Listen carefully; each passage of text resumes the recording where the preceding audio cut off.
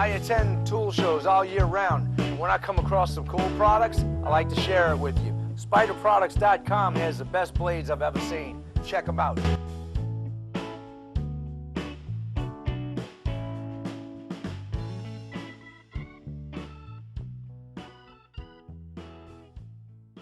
Welcome to Paul's Toolbox. Today I'm going to cover building a gate, but a no-sag gate, and it's going to be large. This right here is almost 7 feet tall. It's 80 inches, and it's 6 feet wide. So we're going to pull it right from here to here. It's a little over 6 feet. It's 76 inches wide. I built this gate 3 years ago, and it doesn't sag at all. It's still perfectly aligned.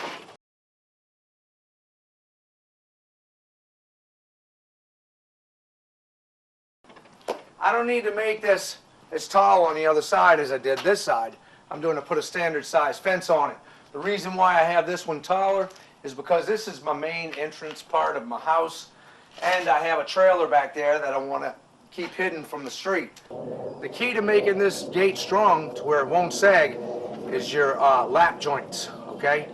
This is half and half lap joints, where you notch it in the middle of the board here and in the middle of the board here. So when I put them together, I'm going to glue this with a good exterior wood glue. I like Tight Bond myself. So I'm going to take my glue, put it in here, and then I'm going to secure it with some screws. And now this is going to become one piece. It's going to really be strong. This works perfect for me because it's an inexpensive saw. It's a little Ryobi. It works fine, and I keep my dado blade on here all the time because I have my other saws set up to do my cutting. Now, this is set up at 3/8 of an inch wide. You can take and put shims on there and widen this out or narrow it out. And this is a Dado Kit. So you have your two outer blades and you have your chipper that will go in the center. You have to put shims on here in between your chipper and your blades, or you'll have these blades rubbing together and it could be dangerous. You want to read the instructions before using this. Check out some other videos on YouTube. I'm sure they have some good ones out there. I may touch on it later when I'm doing furniture, but right now I just want to get this fence done. So we're going to get started. When cutting this wood, always wear goggles, and it's a good idea to wear a mask to keep those little particles out of your lungs, especially when you're working with treated lumber. But this is cedar, and it does bother my sinuses a little bit, so I'll go ahead and put my protection on.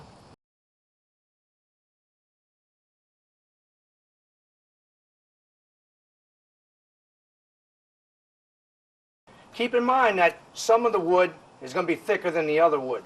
It's not a big deal. I got my larger piece and notched everything from there. This is about a 1/16 of an inch smaller than the other board, but not a big deal. As long as you keep this square and straight, when you put it together, keep it tight all the way, and you'll see your line is going to be perfect. I'm going to check all 4 corners, and they should be square. I have my exterior glue in place. Now I'll set it down and make sure the inside is tight. Don't worry if the outside overlaps a tiny bit because of the thickness of the board. With all of them screwed in place, now you can take and set your crossboard underneath it. So this is going to be my cross brace. Set it and line it up in the corners. You can take a block and put over here just to keep it even. Now when you set this, make sure you get right on the inside corner on both sides so we can mark it and get an accurate measurement. I'm not going to lap joint this one. I'm going to put it straight in here as a brace. And when I do that, I'm going to use pocket screws and glue to put it in place. But I'll mark it right here. I make sure that this says face in because anywhere where my screws are, I want to face forward toward the fence boards. The fence boards will lay across here and you won't see any screws or any holes in the back of the fence.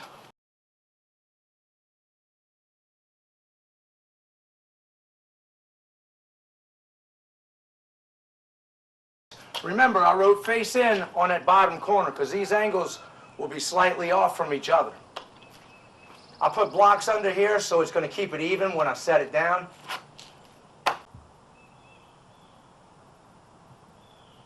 This is one of the most essential tools you'll ever have when doing any type of woodworking.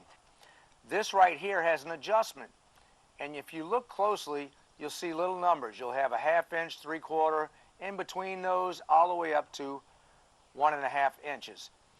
What I'm going to do is set this at 1.5 inches, and the reason why is because my board is 1 5/8 inches, and I want to get the closest thing to that I can. So when you set this up on there, you're going to put it right on the edge of here, clamp it down, and run your screws through there, and your screw will come out right in the center of this. Now, when I set this up, you have to take an Allen wrench and adjust this for whatever depth you want. When I do this, I'll stick it in and turn it around, and right where I see the main part of this stick out right on the edge of there, and just my pilot hole goes past it, that's what I want. So I set it up just like that. Now I can take this, put it on my board, clamp it in place, and drill my holes. Here are your pocket screws, and you have different lengths. This is what I'm going to use for here, and this is 2.5 inches. Right here, you have a special bit with a square head that'll fit right on there. The reason why I say special is because it's a longer bit. It's just a square head bit, but that longer one will get in there. I'm using my Jurgensen clamps because these things are fantastic. Really strong clamps.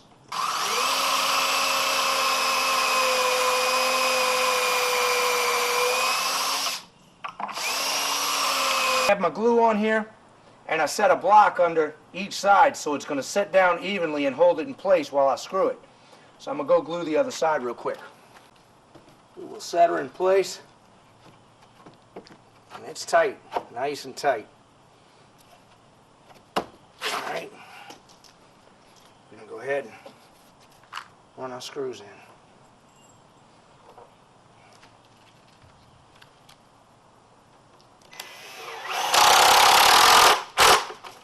See how it pulled it?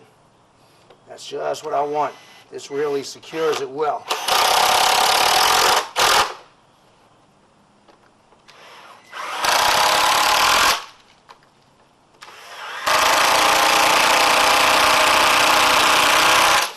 Well, we got one side done, and it was really simple.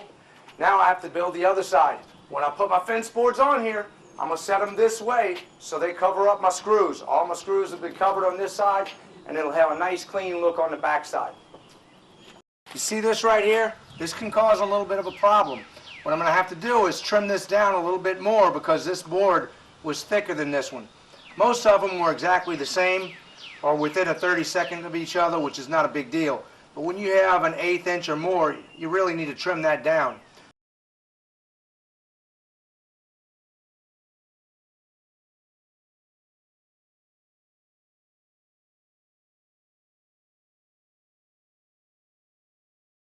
I'm going to make my gate a little bit higher because I want to use the full board and get the full height. I'm also going to cap it.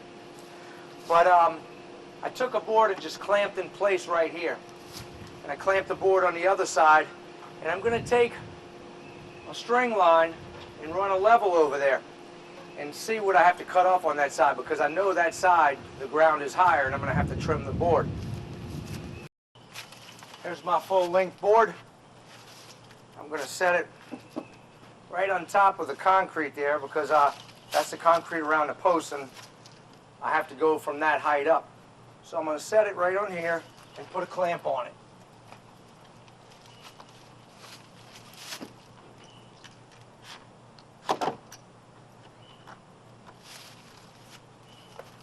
Now, I'll take my string line with my level.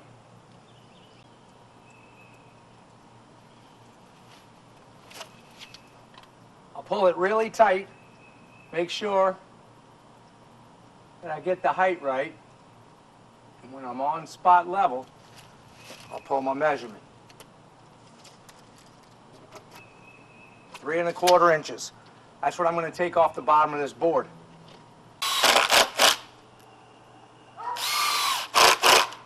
Perfect timing. I got these from a tools show the other day, and they were given to me by MegaPro to test out.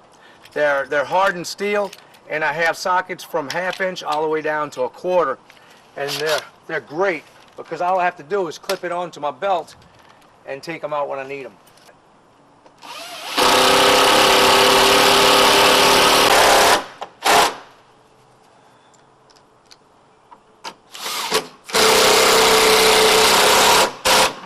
Well, I had to cut it short yesterday because it started raining on me. So I'm gonna continue right now. It's slushy, but I waited as long as I could for this to dry out a little bit. Now, when I set this up, I was in a hurry, and I'm a little bit low. I did have my son with me at that time, but I'm by myself again because he's at school. So what I'm gonna do is raise this up. I need to bring it up 1/4 inch because I want this to be perfectly level with each other, and our gap looks really good. Once I take these off, I'm gonna have to move this board up, and you'll see how I'll handle it. If you're moving a board just a slight bit within 1/4 inch, you have to worry about this screw wanting to go back in the old hole. Or if you make a new hole, it has that gap below it, and it makes it weaker, and this gate could sag. So this is what I do. I keep golf tees on me all the time. Shims work, all kind of things like that, but these golf tees are great because I can hammer them right into that hole and break it off, and it fills it. So then I can run a screw right next to it or on top of it if I want, and it's still gonna bite. So let me go ahead and take this out. There's my large hole. Pop this in, break it off.